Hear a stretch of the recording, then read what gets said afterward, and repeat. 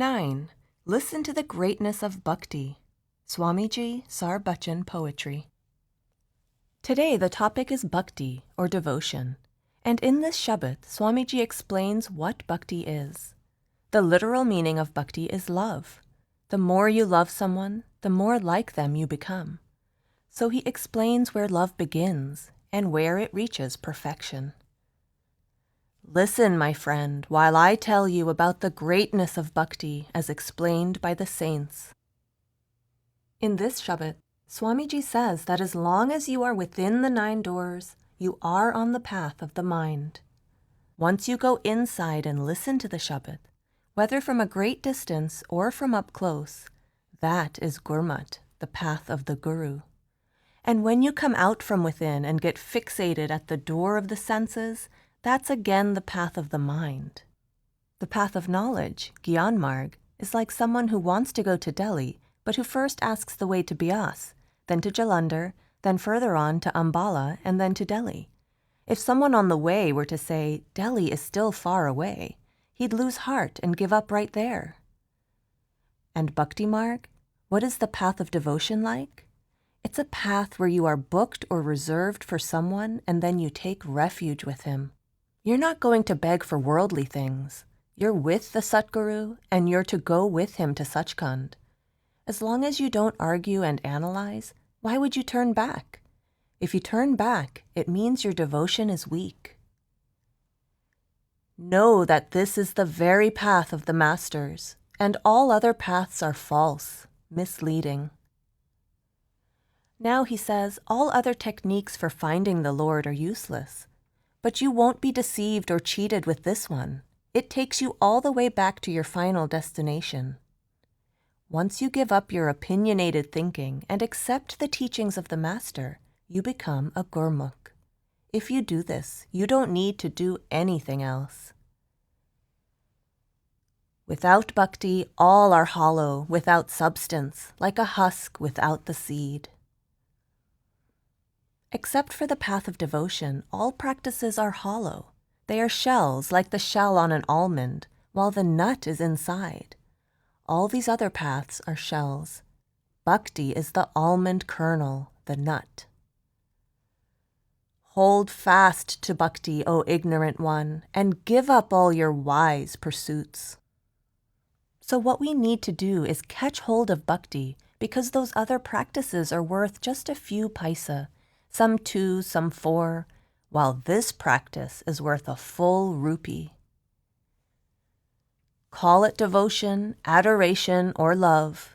The 3 differ in name, not in form or essence. Whether you call it devotion or adoration, or you decide to call it love, they are all the same. These are just different words for the same thing. Understand that Gurmat means bhakti and love, and that every other path is a contrivance of the mind. Swamiji says, this path of bhakti is Gurmat, the path of the Guru. Compared with it, all other paths are Manmat, paths of the mind. Love is the essence of God and soul, and the true name is the real form of bhakti. As for the soul, Atma, its very nature is love, and love is also the nature of God, Paramatma, the Supreme Soul. Many great souls have had access to Sahansdal Kaval and held it as their ideal. When their soul focused and reached that stage, they called that stage God, the Supreme Soul. In the same way, if your ideal is Brahm, Parbrahm, or Sachkhand, you will call Brahm, Parbrahm, or Sachkhand God, the Supreme Soul. Bhakti and the Lord are one and the same, and the true Master is the real form of love. The nature of the soul is bhakti, and the nature of the Lord is also bhakti. In fact, your own real form is also love, so you may accept all beings to be of the same essence. Swamiji says, you too, your nature is love. So once you've set out on this path, your heart must be open to everybody being your brother or sister. for everyone is a child of your Father. But you might discern one difference. While some are drops, others are waves of that love. Now, he says, having said that the true Master is love, Nam is love, and I too am love, there is a slight difference. In some places, love is a drop. Elsewhere, it is an ocean. Yes, they are all the same form, but at some places the drops are covered over. Elsewhere, they are visible.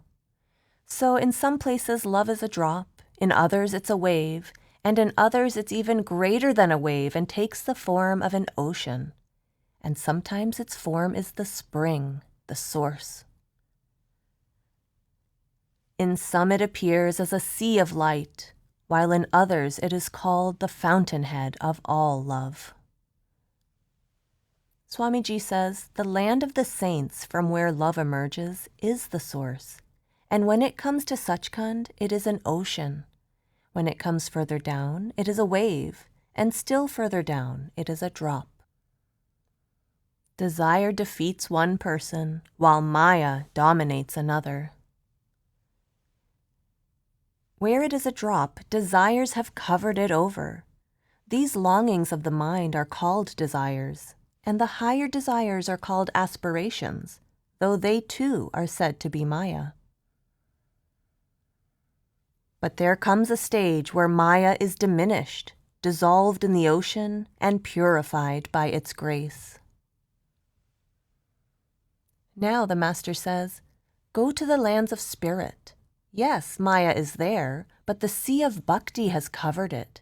Maya is still there, but very little. At the source, there is no Maya at all. Only love prevails there. Nothing but love.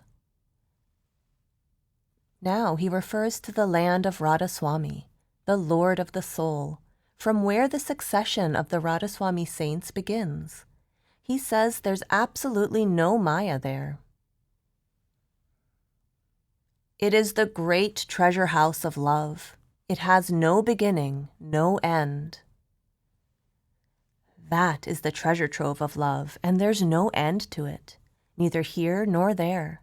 He says it simply has no limits. No one except a saint has access there. Only a true master makes it his home.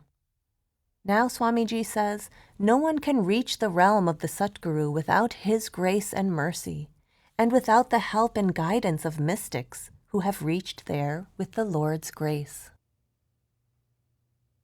Such is the value of love and devotion. You should secure this wellspring of nectar. Now you are a drop. When you merge in the Guru, you become a wave. When you rise higher, Maya becomes weaker. Some people call it Chaitan, conscious, or Sat, true Maya. And when you rise higher than that, they say that even that much Maya ceases to exist. Swamiji says, listen, good people, the value of devotion and love is so great that everybody should follow the path of bhakti. Slowly, gradually, you make progress. And as you keep on trying, he says, bhakti becomes a khan of nectar. And what is a khan? Someone from the audience responds, a quarry? The Master says, no, a mine. Another voice from the audience says, a mine? The Master says, yes, a mine. Footnote: quarry, mine. The English words were used in this dialogue. Sardar Bahadur emphasizes the depth of a mine compared with the shallowness of a quarry. End footnote. If you have love, it's good. If not, go ahead all the same and act on his instructions. As you continue to practice, love will grow. At another place also, Swamiji says, know that Guru Bhakti, devotion to the Master, is love for the Master. The more you cultivate his love, the more you will love him, and this love will keep on growing. First offer your devotion to the Master, then receive from him the mark of Nam. When love matures, then they say that you lose yourself and merge in the Guru. When this is where you sit, indicating the eye center, then your love has matured. Swamiji says, attend the Master's satsang and love him in such a way that love for self disappears, and love for the Guru takes its place. If you still have worldly hopes and desires, it means love for the Master has not yet awakened. Swamiji also says, this is the drawback in all doctrines. The shortcoming in all those paths is they do not love the Master. Go on singing his praises, please the Guru, and obtain from him the treasure of love. Now Swamiji says that the essential thing for all of you is to go on increasing your love and gradually reach that place where the only thought that exists is of the Master. Until the Master becomes the sole object of your love, your work will not be complete. Listen to what Radha Soami says. You have received the gift of Bhakti. At the end, he says, the Lord has showered his grace by bringing you into a human birth. There you met a Satguru and he gave you Nam. Now you should act on his instruction and make this human life worthwhile.